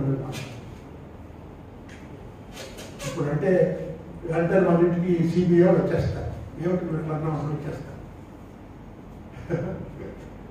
ఎందుకంటే ఆయన ఆస్థానాల్లో కూర్చొని, ఏసీ గదిలో కూర్చొని కవిత్వం రాసినవాడు కాదు. నిరంతరము 10 తిరిగాడు. రాయలసీమ గ్రామాలన్నీ తిరిగాడు. ఇల్లు తిరిగాడు. మనుషులు ఎలా ఉన్నారు, వాళ్ళ జీవితాలు ఎలా ఉన్నాయి, వాళ్ళ సంబంధాలు ఎలా ఉన్నాయి, వాళ్ళు ఆర్థికంగా ఎలా ఉన్నారు, సాంఘికంగా ఎలా ఉన్నారు, తాత్వికంగా ఎలా ఉన్నారు, ఇలా ఎందుకున్నారు, వాళ్ళు ఇంకా ఎలా ఉండాలి, ఇవన్నీ ఆలోచించాడు ఆయన. కాబట్టి చాలా అథెంటిక్ పోయమ్స్ అన్నమాట.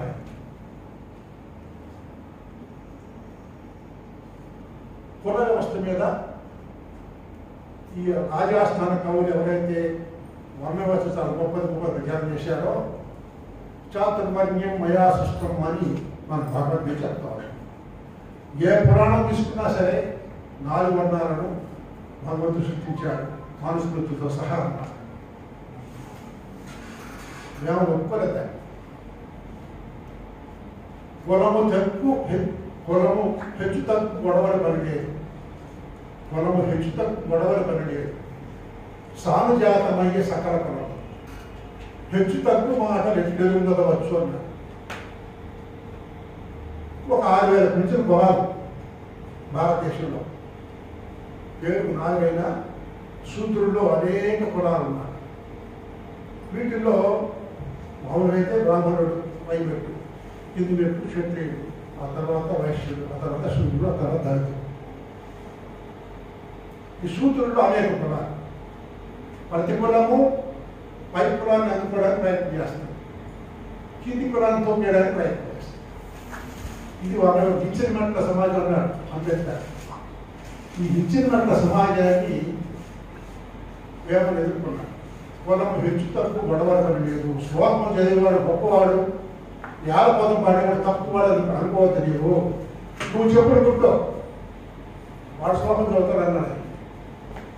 శ్లోకం చదివేవాడంతా గొప్పవాడు కాదు, చెప్పుడు గుట్టేవాడు తక్కువవాడు కాదు. కులం హెచ్చు తక్కువ గొడవలు పని లేదు.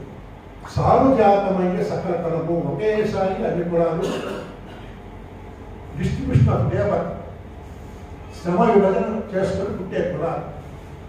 తర్వాత కాలంలో శ్రామికుల విభజన అయిపోయిందన్నాడు అంబేద్కర్. వర్ణ వ్యవస్థ శ్రమ విభజనే కాదు, శ్రామికుల విభజన కూడా అన్నాడు. దాన్ని గుర్తించాడు మన వేమన. కాబట్టి ఆయన ఏం కోరుకున్నాడు? ఆయన ఒక సామాన్య స్వప్నం ఉంది. అప్పారావు కవి ప్రవక్త కాలం కన్నా ముందుంటారంటాడు. కవి ప్రవక్త కాలం కన్నా ముందుంటారు. అందరూ ఉండరు. వేమన లాంటి వాళ్ళు ఉండేది ముందు. వేమనకు ఒక సామాజిక ఒక సోషల్ డ్రీమ్ ఉంది. ఏమిటంటే ఒరి వారికల్లా ఒక్క కంచము పెట్టి కులము పొలయం చేసి పొత్తు ముడిపి తనను చెయ్యి పెట్టి తగనమ్మ చెప్పరా విశ్వదాయకురాను వినరమేమో. దైవ సిద్ధాంతాన్ని తీసేశారు ఆయన. విగ్రహారాధన కంటే చాలా పద్యాలు ఉన్నాయి. అన్ని చెప్తే చాలా టైం పడుతుంది. శివం తీసుకొచ్చి చీకటింటినట్ట శివుడు అంటాడే. శివుడు రాయ్యా, రాళ్ళు దేవుడైన రాసుల లింగం అన్నాడు ఆయన. రాళ్ళు దేవుడైన రాసుల లింగం అన్నాడు. దాన్ని తీసేశాడు. కులం దగ్గరికి వచ్చాడు. కులం పోవాలన్నాడు ఆయన. కులం ఉండకూడదు. అందుకోసం ఆయన ఒరి వారి కల్లా ఒక కంచం పెట్టుకున్నాడు. మనుషులందరూ ఒక కంచం అంటే ఒక తల్లిబిడ్డలాగా ఉండాలని అర్థం మాట. ఆధునిక కాలంలో కోటానికి కోట్ల నరుడు ఒక మేటి జగన్మాత సూతులు అన్నాడు గుర్రం దాష్లో. ఎలలోపు ఒక్క ఇల్లే అన్నాడు గొర్రెడప్పారం. ఈ ఆధునిక కవుల కన్నా ముందు ఒక ప్రాచీన కవి ఒరి వారి కల్లా ఒక్క కంచం పెట్టి పొలము పొలయ చేసి పొత్తు ముడికి అందరూ కలిసి భోజనం చేయండి అయ్యా. మనం అంతా కలిసి భోజనం చేస్తున్నాం ఇప్పుడు. పొలం మాత్రం జాగ్రత్త ఉంది. తనను చేయి పెట్టి తగనమ్మ చెప్పరాదు. ముద్రాన్ని ఎక్కడో తోసి పక్కన మనం తోసేయాలి. చాలా జాగ్రత్తగా మనం సైన్స్ చదువుకుంటున్నాము, సోషల్ సైన్సెస్ చదువుకుంటున్నాము, ఇంజనీర్లు, డాక్టర్లు ఏదో అవుతున్నాం, ప్రొఫెసర్లు అవుతున్నాం, అంతా అవుతున్నాం. కులాన్ని మాత్రం జాగ్రత్తగా రాబడుతున్నాం. వేమన ముందున్నాడా మనం ముందున్నామా? వేమనకు టెలిఫోన్ తెలియదు, కంప్యూటర్ తెలియదు, విమానం తెలియదు, బస్సు తెలియదు, సైకిల్ కూడా తెలియదు. మనకు అవన్నీ తెలుసును. కానీ తాత్వికంగా భావజాలపరంగా ఆయన మనకన్నా చాలా ముందు ఉన్నాడు. మన కాలం కన్నా కాదు, మన కాలం కన్నా ముందు ఉన్నాడు. మనం ఏర్పడి ఉన్నాం.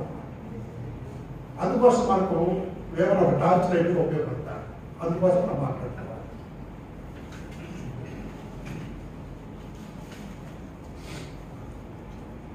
మనం తినే తిండి గింజలు అనేక వస్తువులు ఉత్పత్తి చేయడంలో దళితుల పాత్ర తిరుగులేదు. ఉత్పత్తి చేసేటువంటి జనాన్ని అంటరాని వాళ్ళని పేరు పెట్టి ఊరికి దూరంగా పెట్టి హీనాతిహీనంగా చూస్తూ అవమానిస్తూ అణచివేస్తూ మన శ్రమను దోపిడీ చేస్తూ బతుకుతూ ఉన్నది ఈ కుల వ్యవస్థ. దీని మీద చాలా ఆగ్రహం వ్యక్తం చేశారు. ఏమన్నా మాలవాణి నేల మహి మీద నిందింప, మాలవాణి నేల మహి మీద నిందింప, వాణిలోన మెలకు వాణి కులం వేది.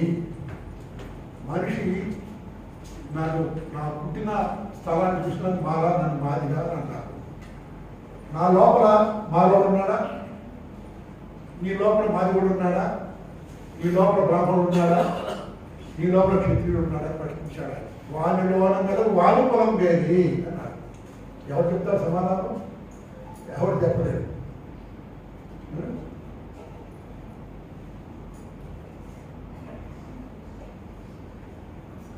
మాలవాణిని అంటి మరీ మునిగారు. మాలవాడు ఎవరైనా పొరపాటు మనకు తగిలినా మనం మాలవాడిని అంటుకున్నా అంటే మాలవాళ్ళని కార్యపడి చెప్తున్నాం. వెంటనే పోయి ఏం చేస్తారు? స్నానం చేస్తారు, మైల గడుపుకోవడం. అయితే మనం చచ్చిపోతాం, మనం కాల్చాలి. కాల్చినప్పుడు మానవాళ్ళే దాన్ని కట్టెలుగా పెడతారు, మనం జస్ట్ దాని కాస్టలు పెడతారు, అన్నీ చేస్తారు. అప్పుడు ఏమైంది? ఈ మాల అంటాడు ఆయన, ఎక్కడ దాకా వెళ్ళాడు చూడండి. నీ జీవితంలో మాలలతో సంబంధం లేకుండా నువ్వు ఒక గంట కూడా బతకలేవయ్యా, అలాంటి వాళ్ళకి ఇంత అవమానిస్తారని ప్రశ్నించారు. ఇంకా మనకు కారం చేడు, చుండూరు, ఖైలాంజీ, ఎన్ని చోట్ల దళితులు దాడులు జరుగుతున్నాయి. ఏదో ప్రశ్న పెట్టి వేమ ముందున్నాడా, మనం ముందున్నామా?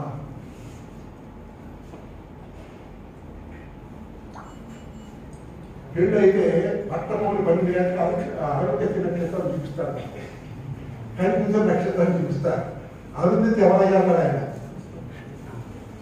ఈ బ్రాహ్మణులకి అరుంధతి తండ్రి బ్రాహ్మణుడు మామగారు అన్నాడు. కుటుంబ సంబంధం కలిపి ఇంత సంబంధం పెట్టుకున్న వ్యవస్థలో ఈ పొలం ఉంటాయని అడిగాడు. పెద్ద ప్రశ్న వెళ్ళి. కాబట్టి వేమన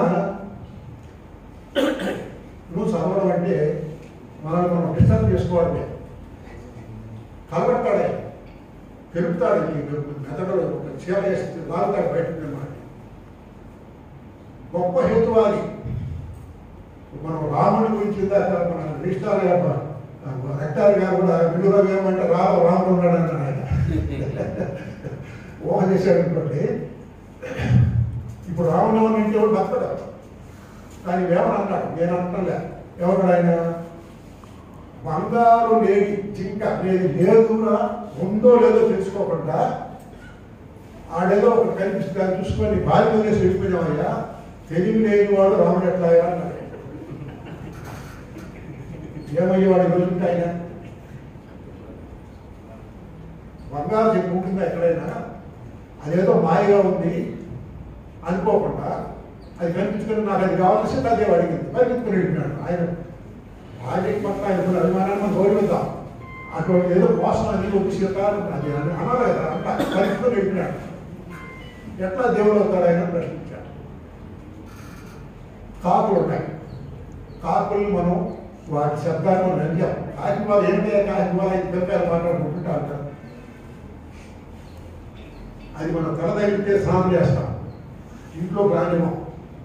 కానీ పుష్కరాలప్పుడు, తర్జునాలప్పుడు, దినాలప్పుడు పిండం పెట్టి కావు కావు కావు రానా అని పిలుస్తాం. పిండములను చేసి పితరులకు పెట్టి పితరులను తలపోసి, పిండములను చేసి పితరులను తలపోసి కాకులకు బిట్టు గాడిదలారా, కాకులకు బిట్టు గాడిదలారా, పీడినుడు కాకి పితరుడు ఎట్లా అన్నాడు. చూపించగలుగుతుంది ఆ ఉప్మ. ఇందాక రమణ చెప్పాడు, మంచి మంచి ఉప్మాలు. పియ్యదినుడు కాకి పితరుడు ఎట్లా అన్నాడు. సమాధానం ఉంది మన దగ్గర. మన సైంటిస్ట్ చెప్పాలి, మన పురోహితులు చెప్పాలి, మన ప్రవచనకారులు చెప్పాలి. గరిపాటి నరసింహరావు వచ్చాక కోరుతున్నట్టు చెప్పాలి. ఎక్కడుంది నీకు ఇది? సమాధానం చెప్పడం. ఏమనంటే అది ఆయన కోరుకున్నది ఏమిటంటే, పరుల బాధ లేక బ్రతుకుడి నరుడారా, పరుల బాధ లేక బ్రతుకుడి నరుడారా. ఏదైతే చరిత్ర చూసినా ఏమున్నది గర్వకారణం. నరజాతి చరిత్ర సమస్త పరపీడన పరాయణత్వం అన్నాడు శ్రీశ్రీ. ఈ పరపీడన పరాయణత్వం లేని వ్యవస్థను కోరుకున్నాడు జనం. అందుకే మనం గౌరవించాలి. పరుల బాధ లేక బ్రతుకుడి నరుడారా. అక్రమంగా సంపాదించవద్దన్నాడు ఆయన. ఇతరులను హింస పెట్టి సంపాదించవద్దు. డబ్బుకు కులానికి సంబంధం తెలుసు ఆయనకి. నాగేంద్ర పద్యం చదివాడు. కులము గలుగువారు, గోత్రము గలవారు, విద్య చేత గర్రవీరు వారు, పసిని గలుగు వారి బానిస కొడుకులు అన్నాడు. అల్లం రాజయ్య అని తెలంగాణలో విప్లవ కథ రచయిత ఉన్నాడు. మధ్యవర్తులు కథ రాశారు. మధ్యవర్తులు దళితుడు రిజర్వేషన్ సౌకర్యాన్ని వాడుకొని ఎంబీబీఎస్ చదివి వాడు అన్న వదిలి చదివిస్తాడు. మా వాడు ఒక డాక్టర్ అయితే ఈ గ్రామంలో అందరికీ వైద్యం చేస్తాడని పెద్ద ఆశతో సాధించారు వాళ్ళు. అతను గొప్ప తెలివైన విద్యార్థి, గొప్ప వైద్య నైపుణ్యం కలిగినటువంటి విద్యార్థి, చదువుకున్నాడు, డాక్టర్ ఎంబీబీఎస్ అయింది.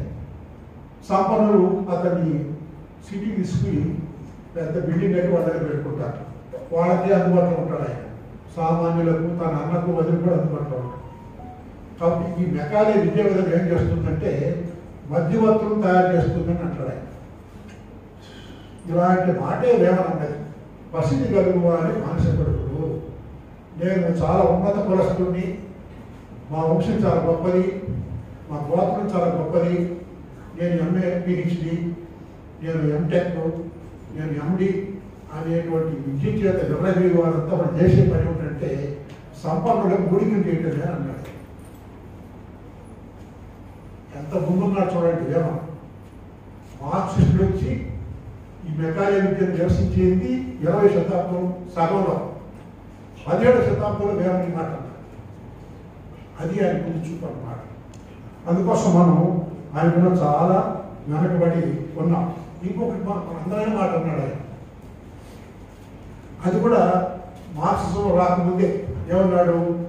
కలిమి లేని కాలంలో కలుగునా అన్నాడు. కలిమి లేని కాలంలో కలుగునా. సంపన్నుడు పేదవాడు, ధనవంతుడు దరిద్రుడు అనే తేడాలు లేనటువంటి కాలం ఎప్పుడు వస్తుందా అన్నాడు ఆయన. పేదరికం ఏం చేస్తుందంటే ఆయన ఏం చెప్పాడంటే పేదరికము పేదవాళ్ళే కాదు, సంపన్నుడు కాల్ చేస్తున్నాడు. అది కార్చిచ్చు అన్నాడు ఆయన. పేదరికం పెద్ద కార్చిచ్చు, అది పేదవాళ్ళని మాత్రం కాల్చదు, సంపన్నుడు కూడా కాల్ చేస్తుంది అన్నట్టు అన్నాడు. ఎంత హెచ్చరిక చేశాడు, ఎంత గొప్ప అబ్జర్వేషన్ ఉంటే తప్ప మాట అనలేడు. పేదరికం పేదవాళ్ళనే కాదు, సంపన్నుల జీవితాలను కాల్చి పారేస్తుంది, జాగ్రత్త ఉండండి అని హెచ్చరించాడు. అంతేకాదు, పేదవాళ్ళు కనుక ఇదే రకంగా మీరు హింసిస్తూ ఉంటే ఒకనాటి పేదవాళ్ళంతా ఏకమై తిరుగుబాటు చేస్తారన్నాడు ఆయన. కనులు పోయిన కాళ్ళు లేని వాడు కనులు పోయిన వాడు కూడి పెరగిందో, కాళ్ళు లేని వాడు కళ్ళు లేని వాడు ఒకరికొకరు సహాయం చేసుకుంటూ ఉన్నట్టుగానే పేద కూడి పెరగిందో అంటారు. పేదవాళ్ళంతా కలిసి వాడు కులాలకు అతీతంగా, వాడు మతాలకు అతీతంగా పేదవాళ్ళంతా ఏమవుతారు, మీరు తిరుగుబాటు చేస్తారని హెచ్చరించాడు. తెలంగాణ రైతాంగ సాయుధ పోరాటంలో పేదవాళ్ళంతా ఏమయ్యారు, కులాలకు మతాలకు అతీతంగా 1946-50 మధ్య. అంతకు 200 సంవత్సరాల క్రితం ఈ మాట అన్నాడు వేమన. కాబట్టి కవి భవిష్యత్ దృష్టి అంటే కేవలం జ్యోతిష్యుడు కాదు, అది ఒక వైజ్ఞానిక దృష్టి అన్నమాట. వేమన గొప్ప వైజ్ఞానిక కవి. అందుకోసం మనం ఆయన్ని గౌరవించాలి. ఇలా చాలా విషయాలు నాకు ఇంకా చెప్పాలని మిత్రులారా. సంపన్నుడు పేదవాళ్ళు ఉన్నారు. సంపన్నులకు ఒక బాధ్యత పెట్టాడు ఆయన. ఆర్థిక కేంద్రీకరణ. ఇప్పుడు మనం ఆధునికమైన మాటలు చెప్పాలంటే సంపద ఒక చోట కేంద్రీకృతం కావడాన్ని ఆయన వ్యతిరేకించారు. ఒప్పుకోలేదు ఆయన. ఒక చోట కేంద్రీకృతం కాకూడదు, డబ్బు కానీ సంపద కానీ, అది ప్రవహించాలి అన్నాడు. సంపద ఎప్పుడు కూడా ప్రవాహంగా ఉండాలి, దాచిపెట్టుకోకూడదు. పువ్వుల్లో తేలికగా పువ్వు తిరిగి తేలి సంపాదించుకొస్తుంది. అది ఏమవుతుంది, ఆఖరికి తెరవరికిస్తుంది అన్నాడు ఆయన. పోయేవాడు ఎవడో కొట్టేసుకెళ్తూ పోతాడు దాన్ని. నువ్వు తినవు, ఇతరులు పెట్టు, దాచిపెట్టుకుంటావు, ఎవడో ఎత్తుకొని పోతాడు దాన్ని. నీ గ్యాప్ ఉన్నప్పుడే నీకు కావాల్సినంత తిను, మిగిలిన దానం చేయాలని చెప్పాడు. అప్పటికి ఆర్థిక అసమానత నిర్మూలించడానికి ఆయన దొరికినటువంటి ఆలోచన ఏమిటంటే దానం చేయండి అన్నాడు. ఈ దానం చేయండి అనే పద్యాలు చాలా పద్యాలు చెప్పాడు. ఎవరికి దానం చేయాలన్నాడు. అన్నం ఆగిన వాడికి దానం చేయద్దు అన్నాడు. ఆయన సుబ్రహ్మణ్యుడు ఒక ఆయన ఉన్నాడు, కాంగ్రెస్లో ఉంటాడు, సినిమాలో అన్నింటిలో ఉంటాడు. ఆయన ఎప్పుడు సినిమా వాళ్ళకే అవార్డు ఇస్తూ ఉంటాడు. పేదవాళ్ళని అసలు దొంగ కూడా చూడాలి. అన్నమానుగారు అతనికి అన్నమ్మ బిడ్డన పార వేయన్నాడు ఏమన్నా. ఆకలి వాడు అన్నం పెట్టి తీసుకుని అట్లా అవతల పారేస్తాడు. ఆకలైన వారికి అన్నము పెట్టిన పరమ ప్రీతిగా తింటే శివుడికి పెట్టినట్టుగా ఉంటుంది అన్నాడు ఆయన. కాబట్టి దానం చేయమన్నాడు. ఎవరికి దానం చేయాలంటే ఆల్రెడీ ఉన్నవాడికి కాదు, లేనివాడికి దానం చేయండి అన్నాడు. పేదవాడికి దానం చేయండి అన్నాడు. అది మీ కర్తవ్యం అన్నాడు ఆయన. సంపన్నుల కర్తవ్యం పేదవాళ్లకు నీ దగ్గర ఉండే సర్ప్లస్ వాల్యూని దానం చేయమన్నాడు. సర్ప్లస్ వాల్యూ మార్క్స్ నేర్పించింది మనం. దాచుకొని ఎవరికి ఇవ్వకుండా పిసినారు ఉన్నారే వీళ్ళని ఎన్ని తిట్టాడు ఆయన. మీరు నరకానికి పోతారన్నాడు. ఎవరు నువ్వు వదిలిపెట్టారన్నాడు. ఏం రావరా, కట్టెలు మనిషి చనిపోతే కట్టెలకు డబ్బులు ఇచ్చి అయ్యో నా డబ్బు ఖర్చు అయిపోయింది అని ఏడ్చాడు ఉన్నాడంట. కట్టెలు కాల్చాలి కదా, కట్టెలు కావాలి కొనుక్కోవాలి.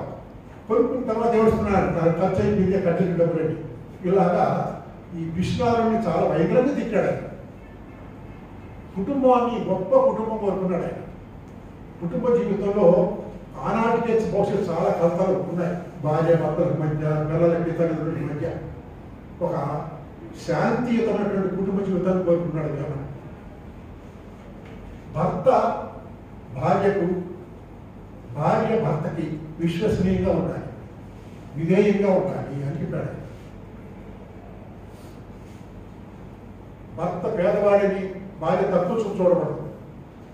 భార్య అందంగా లేదని భర్త ఆమెను తక్కువ చూడకూడదని చెప్పాడు. అలాగే తల్లిదండ్రులను చూడలేని కొడుకు పుట్టినా ఒకటే చచ్చినా ఒకటే అన్నాడు ఆయన. కాబట్టి ఏ ఏ సామాజిక సమస్యలు ఆ రోజుల్లో ఉన్నాయో వాటన్నింటినీ విమర్శించాడు ఆయన. మనకు వేమన మనిషి బతుకున్నప్పుడు హీనాధ్యాయంగా చూస్తాడు. కొంతమంది తల్లిదండ్రులు కూడా సరిగ్గా బతుకున్నప్పుడే వీళ్ళు ఎప్పుడు చేస్తారని చూస్తుంటారు. బతుకున్నప్పుడు చూడకుండా చచ్చిపోయిన తర్వాత వాళ్ళకి యజ్ఞాలు, యాగాలు, కర్మకాండాలు, అవి సమాధులు ఇవన్నీ చేస్తారు. దీన్ని తిట్టాడు ఆయన. ఏమన్నాడంటే జీవి పోకముందే జీవ వస్తువులు ఇచ్చి జీవి నిలుపవలై జీవనము. మనిషి చచ్చిపోకముందే వాడు బతకడానికి అవసరం పదార్థాలన్నీ పెట్టి బతికించాలి. జీవి తొలగు వెనుక జీవ వస్తువులేనా? మనిషి చచ్చిపోయిన తర్వాత వాడు బట్టలు, భోజనాలు పెట్టి ఎవరు తింటాడు, వాటిని ఎవరు కడతాడు అని ప్రశ్నించాడు. ఇప్పటికీ మన సమాజంలో ఇది కొనసాగుతుంది. అలాగే ఆయన మనిషికి క్షమాపణ ఉండాలన్న. బహుశా రాయలసీమలో ఫ్యాక్షనిజం బాగా చూశాడేమో, ఈ శత్రు సంహారం చూశాడేమో. ఏమన్నాడు ఆయన? చంపదగిన ఎట్టి శత్రువు తన చేత చిక్కినేని చంపవద్దు అన్నాడు. చంపదగిన ఎట్టి శత్రువు తన చేత చిక్కినేని కీడు చేయరాదు, పొసక మేలు చేసి పొమ్మనుండే చావు అన్నాడు. అపకారికి ఉపకారం చెప్పినాడు ఆయన. ఎంత సహృదయం చూడండి. ఎవరైనా నేను తిరుగుతావా అని పొడి చేయటం, లేదంటే నాకు రూపాయలు నిమిషాలు పొడి చేయటం. ఈ శత్రు సంహారాన్ని నేను ఎప్పుడూ కూడా ఒప్పుకోలేదు. శత్రువుని క్షమించండి, వాడు బతకడానికి అవకాశం ఇవ్వండి. వీలైతే నీకు ఇంకా కొంచెం మేలు చేయి వాడికి. ఆ మేలు చేయడమే వాడిని సంపదతో సమానం అన్నాడు ఆయన. ఎంత ముందు ఉందో చూడండి. అలాగే భిన్నత్వంలో ఏకత్వం మనం చెప్పుకుంటాం. మన భారతీయ సంస్కృతి ఏమిటంటే భిన్నత్వంలో ఏకత్వము. ఇది ఆయన చెప్పాడు. పశువులవన్నీ వేరు, పాలు ఏకవర్ణమవు. ఇప్పుడు గోవులకి ఎక్కువ ప్రాధాన్యం పెరిగిపోయింది ఈ 10 ఏళ్లలో. గో సంరక్షణశాలలు వచ్చాయి. గేదెలు సంరక్షణశాలలు లేవు, దున్నపోతులు సంరక్షణశాలలు లేవు, ఎద్దులకు సంరక్షణశాలలు లేవు. గోవులు మాత్రమే. అయితే మన వేదాల నుంచి గోవులు అనేది చరిత్ర సత్యపడకపోవడం. ఏమంటే పశువులవన్నీ వేరు. కొన్ని నల్లగా ఉంటాయి, కొన్ని తెల్లగా ఉంటాయి, కొన్ని ఎల్లో రంగులో ఉంటాయి. పాలు ఏకవర్ణమవు, పాలన్నీ తెల్లగానే ఉంటాయి. పసుపు రంగు ఆవుకి పసుపు రంగు పాలు రావు. తెల్ల రంగు ఆవుకు తెల్ల రంగు పాలు వస్తాయి. నల్లగా ఉండే గేదె కూడా తెల్లగానే పాలిస్తుంది. అలాగే పుష్పజాతి వేరు, పువ్వులు రకరకాల రంగుల్లో ఉంటాయి. కానీ పూజ ఒకటే. దర్శనములు వేరు, విశిష్టాద్వైతము, అద్వైతము, అద్వైతం, వీరి దర్శనాలు వేరు వేరు. కానీ దైవము ఒక్కటేనన్నాడు. ఇప్పుడు మనకు వైష్ణవులు శైవుల మధ్య ఎంత యుద్ధం జరిగిందని ఇప్పుడు కూడా చూడండి. మీరు తిరుమలలో జరుగుతున్న గొడవలు చూడండి. అందరూ భక్తులాగా మాట్లాడుతున్నారు. చిరంజీవి స్వామి వెంకటేశ్వర స్వామి అన్నాడు. చిరంజీవి స్వామి వెంకటేశ్వర మనం వెంకటేశ్వర స్వామి అంటాం, ఆయన వెంకటరమణ స్వామి అని అంటారు. ఈశ్వర శబ్దం రావుడు ఆయనకి, ఎందుకంటే ఆయన వైష్ణవుడు. అసలు ఆయన దగ్గర అన్ని జరిగిపోతుంటే ఆయన ఈశ్వరుడా శివుడా, ఈశ్వరుడా విష్ణువు కొట్లాడుతూ వస్తున్నాం. కాబట్టి ఈ గొడవలు మనకు పనిచేయదు. దర్శనం వేరైనప్పటికీ కూడా దైవం ఒకటే చెప్తున్నాం. అది అట్లా మతాలు అంతే, ఎవరైనా దేవుడు ఉంటే ఉంటాడు, లేదంటే లేడు. ఈ ఉన్నాడు ఆయన లేడన్నా దేవుడు లేదు, ఆధారం లేదు. అలాగే భాషల మధ్య కూడా చెప్పాడు ఆయన. ఏమన్నాడు? కొండ పర్వతమండు మనకు పద్యాలు ఏ పద్యాలు గొర్రె అబ్బాయి కవ్య దేశముడు ప్రేమించాలన్నా మంచి అన్నది పెంచమని ఇది కవిత్వమా బాగా ఇది అన్నారు. కవిత్వం ఎట్లా ఉండాలి? పటజని కాంచ భూమిష్ఠుడంబర చూపి శరధ్యని పటల ముహురు పట తభంగ తరంగ నిస్వరస్ఫుట నటనానుకూల పరిపూర్ణ కళాకు జాగము కనక శరత్కర్యుడు కనకం పెద్ద స్వామి చేత శరీరం అంటే అది కవిత్వం. మా అవినాష్ శర్మ గారు వీళ్ళంతా ఈ పద్యాలు బాగా రచిస్తారన్నమాట. కానీ అనగనగర రాగమత్స్యులుంటే అదే కవిత్వం అని అంటారు. ఆయన ఉన్నాడు. కొండ పర్వతం అంటారు, తెలుగులో కొండ అంటారు, సంస్కృత పర్వతం అంటారు. కొండ కుంభం అంటారు, తెలుగులో కొండ అంటాము, సంస్కృతిలో కుంభము అంటారు. తెలుగులో ఉప్పు అంటారు, సంస్కృతం లవణం అంటారు. ఇంతే కదా, ఏం తేడా ఉంది? భాషలు ఇంతే వేరు, పరతత్వం ఒకటే అన్నాడు. భాషలు ఇంతే, కొండ పర్వతం, కొండ కుంభం అంతే, తేడా లేదు. పరతత్వం ఒకటే, చెప్పదలుచుకుంటూ ఒకటే కదా. ఇందులో ఎక్కువ తక్కువలే ఉన్నాయి. కులాల మధ్య ఎక్కువ తక్కువలు గుర్తించలేదు ఆయన, భాషల మధ్య కూడా ఎక్కువ తక్కువలు గుర్తించలేదు. కాబట్టి ఏమన్నా కట్టమంచి మన రాజమౌళి రామచంద్రారెడ్డి గురజాడ అప్పారావు గురించి ఒక మాట అన్నారు. గురజాడ అప్పారావు 20వ శతాబ్దం వాడైనా ఆయన భావాలు 21వ శతాబ్దాలు అన్నారు. దాన్ని మనం వేమన గమనించుకుంటే వేమన 17వ శతాబ్దం నాటి వాడైనా ఆయన భావాలన్నీ కూడా 21వ శతాబ్దాలు అనుకోవడానికి మనం ఎవరో జనకాల్సిన అవసరం లేదు. అటువంటి మహాకవికి నమస్కరిస్తూ ఈరోజు మీ ముందు ఈ కవి గురించి మాట్లాడే అవకాశాన్ని నాకు ఇచ్చినందుకు, నన్ను ఆహ్వానించినందుకు ధన్యవాదాలు చెప్తూ Thank you so very much, sir, for explaining us the various aspects of Yogi Vemana, his philosophy, his poetry, and his contributions towards the development of society, social equality, and so many issues. Really, it's a nice speech, a real keynote address, in fact.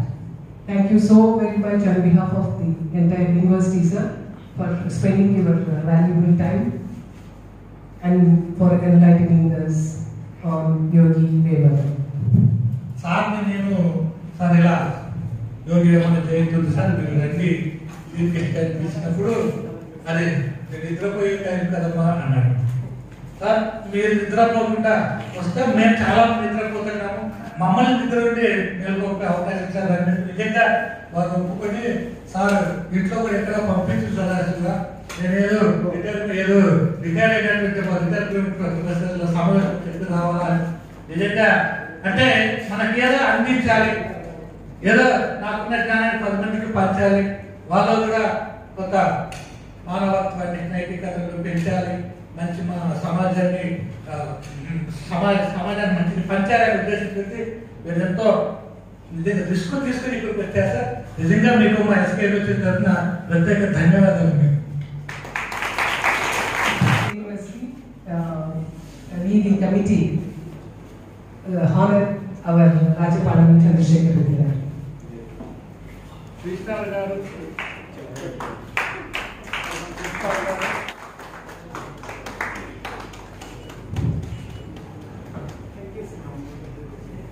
Vote of thanks by Urva Sangalu.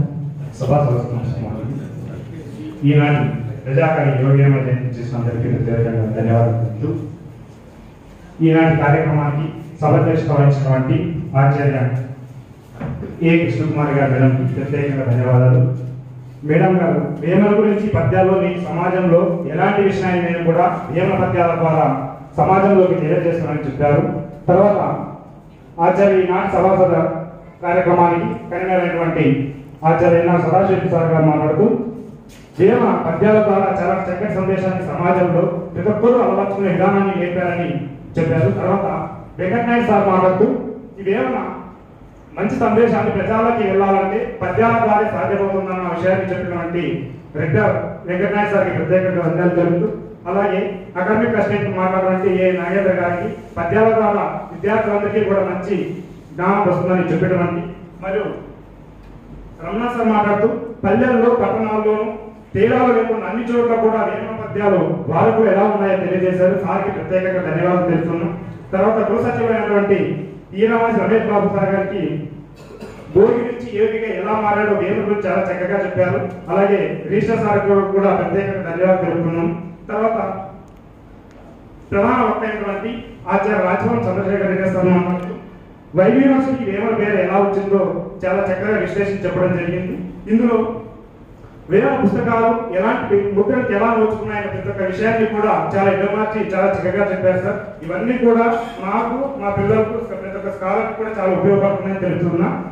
ఈ కార్యక్రమం ఇచ్చేసినటువంటి ప్రతి ఒక్కరికి పేరు పేరున ధన్యవాదాలు తెలుపుతూ, ముఖ్యంగా బీడి కళాశాల అధ్యాపకులైనటువంటి కంసం శివానందన్న గారికి, మరియు నారాయణ స్వామి గారికి, శకుంతల మేడం గారికి, అనితా మేడం గారికి, సుధాకర్ సార్ గారికి, మరియు తెలుగు శాఖ అకాడమిక్ అసిస్టెంట్ అయినటువంటి నాగేంద్ర సార్ గారికి, మరియు తండ్రి నారాయణ సార్ గారికి, మరియు రామచంద్ర సార్ గారికి, ఫార్మసీ విద్యార్థులకు, ఫార్మసీ అధ్యాపక బృందానికి, ఇంజనీరింగ్ అధ్యాపకులకు బృందానికి ప్రతి ఒక్కరికి పేరు పేరున స్వాగతం పలుకుతూ, ఈ సదస్సు ఇంత విజయవంతం కావడానికి ప్రధాన కారకులు ఆచార్య సదాశివ గారికి ప్రత్యేకంగా ధన్యవాదాలు తెలుపుతూ, సార్ గారి పరిశోధకులు ఈ కార్యక్రమాన్ని 2 రోజుల నుంచి రేయింబోలు కష్టపడి చేయడం వల్ల ఇంత చక్కని వేదిక తయారైందని భావిస్తూ ఈ అవకాశం కల్పించిన మేడం గారికి ప్రత్యేకంగా ధన్యవాదాలు తెలుపుతారు.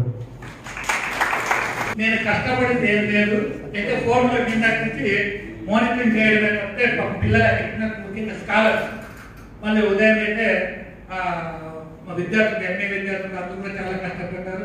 వాళ్ళందరికీ కూడా ప్రత్యేకమైనటువంటి ధన్యవాదాలు. ఇంకోటి ఏంటంటే ఒక రకంగా చెప్పాలంటే అప్పుడప్పుడు మీకు ఇష్టమైన పరిస్థితులు నాకు పరీక్ష పెట్టారేమో వర్సిటీ అధికారులు చెప్పేసి నాకు అనిపిస్తుంది. ఇంతకు ముందు జయరాజ్ గారు ఉన్నప్పుడు సాయంకాలం 6 గంటల్లో 7 గంటలకు చెప్పి ఉదయం 10 గంటలకు ఫంక్షన్ చేయాలని నోనా చేయాలి నువ్వు చేసుకో చేయాలి సరే అవన్నీ వేరే. కానీ ఇలాంటి కూడా అదే హాలిడేస్ ముందు ఆ రోజు ముందు రోజు మాకు ఇచ్చారు. లేదు మేడం అంటే లేదు మీరు ఏదైతే చేస్తారో నీ యోగా టెంపుల్ ఇంకో టెంపుల్ చేయాలి సరే లేదు ఏమైనా ఇది ఈ మాత్రం విజయవంతం కావడానికి ముఖ్యంగా విద్యార్థులు స్కాలర్స్ మరి విద్యార్థులు వాళ్ళకి ప్రత్యేకమైనటువంటి ధన్యవాదాలు. ప్రత్యేకంగా మనం Let us all stand together for national anthem.